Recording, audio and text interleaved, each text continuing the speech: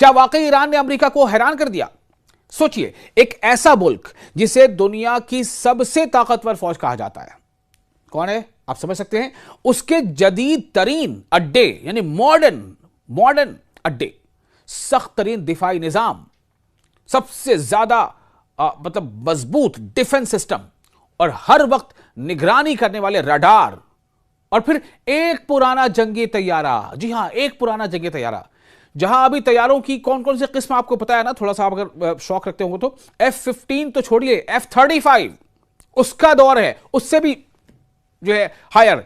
लेकिन एक पुराना जंगी तैयारा, कौन सा? F-5 फाइटर जेट आता है और सीधा हमला करके चला जाता है। वाह, क्या हुआ उस सुपर पावर अमेरिका के उस hi fi modern defence system का? क्यों नहीं वो F-5 को मार पाया? क्यों नहीं F-5 को गिरा पाया? पुराना जंगी तैयारा, पुराना फाइटर जेट।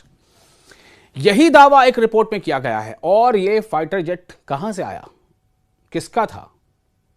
बिल्कुल सही समझा आपने, ईरान का फाइटर जेट F-5, जबकि दौर चल रहा है F-35 का। कहानी कहां से शुरू हुई ये आपको बताते हैं। दरअसल 28 फरवरी को अमेरिका और इस्राएल ने ईरान पर फिजाई हमले शुरू कर दिए। फिजाई मतलब एरियल स्ट्राइक्स, हवा से हमले। उसके फाइटर जेट्स आए, बम गिरा के चले गए। इसके जवाब में ईरान ने फौरन जवाबी कार्रवाई की और मगरबी एशिया में, वेस्टर्न एशिया में 7 मुल्कों में मौजूद अमेरिकी फौजी अड्डों को निशाना बनाया। यह हमले मामूली नहीं थे, बिल्कुल मामूली नहीं थे।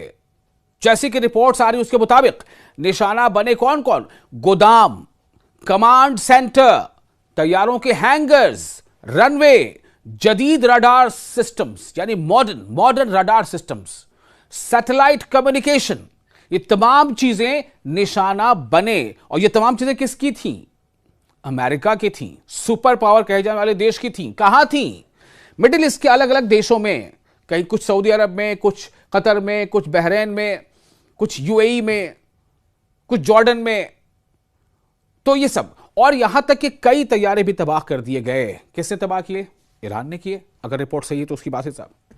और किस फाइटर जेट से किए? F-5 से। सबसे चौंका देने वाला लम्हा क्या है? कुवैत में वाक़ अमरीकी अड्डा यानी कैंप ब्यूहरिंग, जहां दुनिया के जदीद तरीन यानी मॉडर्न दिफाई निजाम मौजूद थे, जैसे कि पैट्रियट और मिसाइल सिस्टम, ये तमाम मौजूद थे। लेकिन एक ईरानी F-5 तैयारा, पुराना जंगी जहाज F-5, वो निचली परवाज करते हुए आया, रडार की नजर से बचता हुआ और एक सादा डम बम गिराकर वापस चला गया। ये ऐसा ही है जैसे किसी किले की तमाम दीवारें सलामत हो मगर एक छोटा सा दरवाजा खुला रह जाए। ये हालात है। और इस रिपोर्ट ने अब ये बहुत चौंका दिया है डिफेंस के माहिरीन को। निचली परवाज, लो एटीट्यूड पर रडार की हदूद महदूद हो जाती है। कमांड एंड कंट्रोल सिस्टम को रद्द अमल देने में वक्त लगता है। जंग के दौरान असल खतरे और आम फिजाई हरकत में फर्क करना मुश्किल हो जाता है। यानी टेक्नोलॉजी जितनी भी जदीद हो, मॉडर्न हो, इंसानी और सिस्टम की कमजोरियां फिर भी मौजूद रहती हैं। यह ईरान ने साबित कर दिया है और अमेरिका को उसके डिफेंस सिस्टम को उसकी औकात दिलाती है।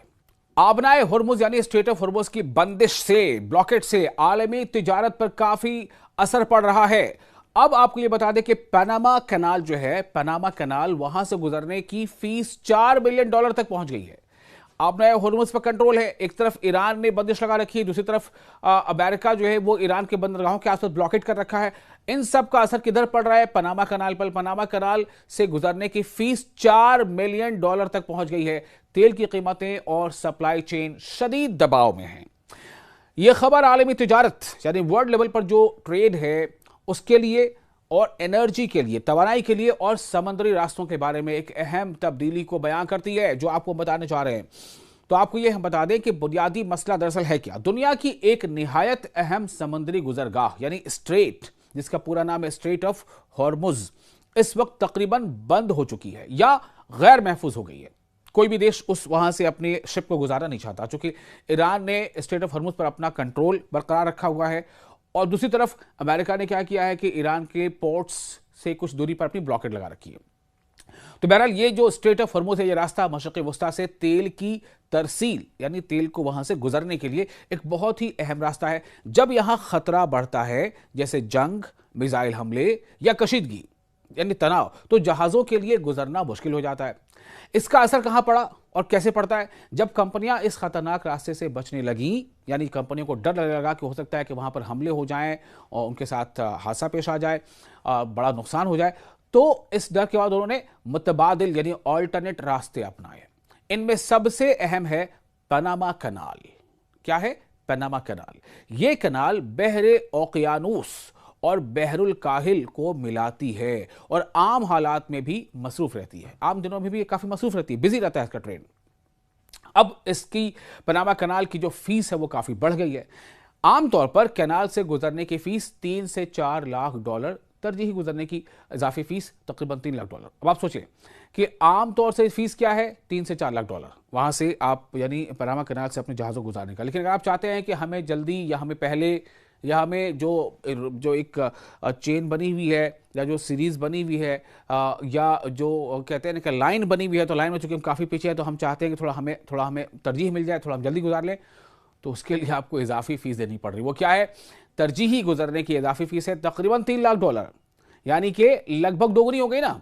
3 से 4 लाख डॉलर तो आपको ऐसे ही चाहिए, और अगर आप चाहते हैं कि आपको थोड़ा जल्दी जो है गुजार दिया जाए उस रास्ते से, तो फिर आपको इजाफी 3 लाख डॉलर देना पड़ता है अलग से। अब सूरत हाल बदल गई है। कुछ कंपनियों ने जल्दी गुजरने के लिए 3 से 4 मिलियन डॉलर, 3 से 4 मिलियन डॉलर यानी 40 लाख डॉलर तक अदा किए। समझ आई बात? जहां 3 से 4 लाख डॉलर 3 से 4 लाख मिलियन डॉलर का खर्च होता था पनामा कनाल से अपने शिप को गुजारने में, अभी क्या हो रहा है? अगर आप बहुत जल्दबाजी में हैं, आपको बहुत अर्जेंसी है, तो आपको कुछ कंपनियों ने कितने तक अदा किए हैं? 3 से 4 मिलियन डॉलर, यानी मिलियन मतलब 10 लाख होता है, तो 3 मिलियन मतलब 30 लाख, 4 मिलियन मतलब 40 लाख, तो 40 लाख डॉलर तक अदा करना पड़ा है। क्या वजह है? ताखीर बर्दाश्त नहीं है। मान लीजिए किसी देश का जहाज या कंटेनर वहां फंसा हुआ है, अब उस देश में वहां तेल पहुंचना है, और वहां देश के अंदर हालात इतने गैर हो रहे हैं कि बस 2 दिन 4 दिन से ज्यादा या 5 से ज्यादा इंतजार नहीं हो सकता। और यहां पर अगर आप लाइन से जाएंगे तो पता चला आपके जहाज को वहां से गुजरने और फिर आपके देश तक पहुंचने में 12, 15, 20 दिन लग सकते हैं। तो आप क्या करेंगे? वहां तो उस मुल्क में हालत खराब हो चुके होंगे, अफरा तफरी का माहौल हो चुका होगा। उस सिचुएशन से बचने के लिए ज्यादा पैसे देके और जल्दी जो है पनामा कनाल से गुजरने की वजह से इतने पैसे देने पड़ रहे हैं। लगभग जहां 3 से 4 लाख मिलियन डॉलर देना पड़ता था, वहीं कुछ कंपनियों ने कितने अदा किए? 30 से 40 लाख डॉलर। तो ताखिर बर्दाश्त नहीं की जा सकती है, इसलिए खासतौर पर तेल की तरसील में इसमें वक्त लग रहा है और पैसे लग रहे हैं। यानी अगर कोई कंपनी इंतजार नहीं करना चाहती तो वो नीलामी यानी ऑक्शन में ज्यादा कीमत देकर फौरन गुजर जाती है। कीमत दीजिए, पैसे दीजिए और गुजर जाइए। अब सवाल पैदा यह होता है कि आगे क्या हो सकता है? यूरोप जाने वाला तेल का जहाज रास्ता बदलकर सिंगापुर भेजा गया क्योंकि वहां ईंधन की कमी हो रही थी। इस जल्दी के बायस कंपनी ने 4 मिलियन डॉलर इजाफी फीस अदा की। अब वर्ल्ड इकोनॉमी पर इसका असर क्या पड़ रहा है? यह सूरत हाल सिर्फ एक कैनाल तक महदूद नहीं है, बल्कि पूरी दुनिया को मुतासिर कर रही है। सप्लाई चेन इससे मुतासिर हो रही है। सामान का ट्रांसपोर्टेशन और उसके सस्ते महंगे होने का सब कुछ इसी पर दारोमदार है। तेल की कीमतें बढ़ गई हैं। अब जो मौजूदा रेट अभी सामने आ रही है वो क्या है? $107 फी बैरल से ऊपर, जबकि ईरान के साथ जंग शुरू होने से पहले ये 90 या उससे कम थी। सोचिए आप, 85, 87, 88, 90 से कम फी जो है डॉलर था, फी बैरल था। अभी कितना हो गया? $107 फी बैरल। तो कारोबारी लागत में काफ़ी इजाफा हुआ है, जिसके नतीजे में कई मुल्कों में महंगाई जो है वो एक बहुत बड़ी मुश्किल और बहुत बड़ा मसला बनकर सामने आ गया है। इंटरनेशनल एनर्जी एजेंसी के मुताबिक रोज़ाना तकरीबन 13 मिलियन बैरल तेल मार्केट से गायब हो गया।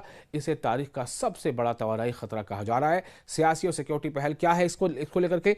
पनामा ने इल्जाम लगाया है कि ईरान ने एक जहाज को जबरदस्ती कब्जे में लिया, जिससे समुद्री सिक्योरिटी पर सवालात उठे हैं। और यह सब कशीदगी यूनाइटेड स्टेट्स और ईरान के दरमियान बढ़ते तनाजे से जुड़ी हुई है। तमाम जो हालात हैं वो ईरान पर जो अमेरिका ने अटैक किया 28 फरवरी को, उसके बाद से तमाम हालात इस तरह से बिगड़ते चले जा रहे हैं।